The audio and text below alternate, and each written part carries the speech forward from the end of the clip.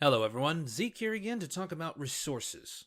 So far as we know, players will start with credits and be giving more as freighters load up resources and bring them back to be processed into credits every couple of minutes. These are then evenly spread back to the rest of the team, so players can either buy more weapons, ships, or give their credits to others of the same team so that person can get something that they want. This can easily catch someone up to where they wish to be if they are just joining, as well as help others to get capital class vessels. Simplistic, but effective. Now, what all do we spend credits on? Well, ships, weapons, and equipment. But what else? Well, if they hit the 1.5 million milestone, then we can spend it on player structures, but unfortunately that's not on the table for the moment. Now, how much is a ship worth, and how much on average do we gain per freighter? Also, do we need to continue to buy more ships after we lose the first ship? Obviously, capital classes is excluded here. If this is so, it would make a decent penalty for death. However, there would need to be a free ship and equipment loadout just in case someone does lose all their money. They have shown a picture of a Corvette and its different hardpoints for both weapons and equipment. Now, I am hoping there's a good few selections for both just to tweak your ship for certain roles, or even a generalized role. The more things to spend your credits on, besides giving it away for someone else's capital, the better. It would also be rather cool if you were given your own hangar to hold all your ships and equipment that you buy to make switching on the fly both easier and faster. Beyond this, they could also make it to where you could donate to a station to help add more defenses, though these would need to cost huge amounts of money to counter the number of people that could do this. So we've talked about some things to spend money on, but only one way to get it. There is also a way to lose money. Oh yes. You can lose money by having your freighter destroyed before it reaches a station.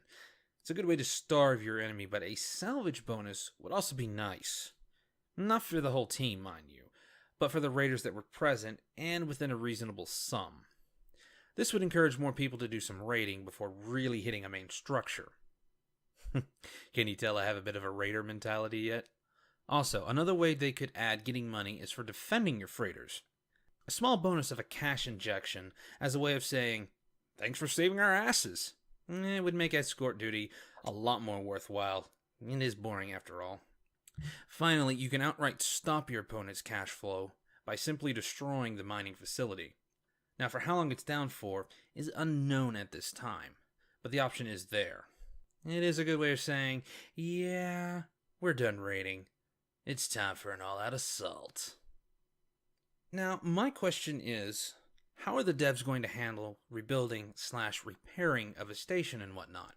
Will it reduce what the team receives in credits until it's rebuilt/repaired, or will it just come back over time, and you just lose whatever it would produce?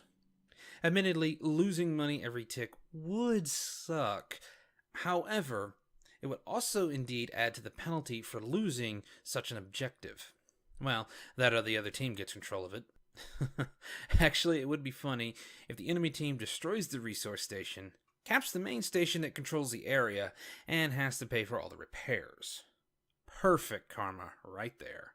But on the other side, it does reduce the power of a steamroll. On that note, what determines who controls the resource node in the first place? I'm going to assume a station in orbit of a planet, a full station, controls all the resource stations both in orbit and planet side. This would mean that a planet with multiple moons and or rings would be a good target if a single station is indeed required. So we have a few facts about money gain, as well as some ideas on how to get more. We even have ways to deny our enemies money. However, this is just some early thoughts and ideas on what they've shared with us so far. Definitely more ideas will come up as the game progresses, but for now, it is time to move on to the next discussion. As always, please leave your thoughts and ideas in the comments below. Until then, help keep space epic.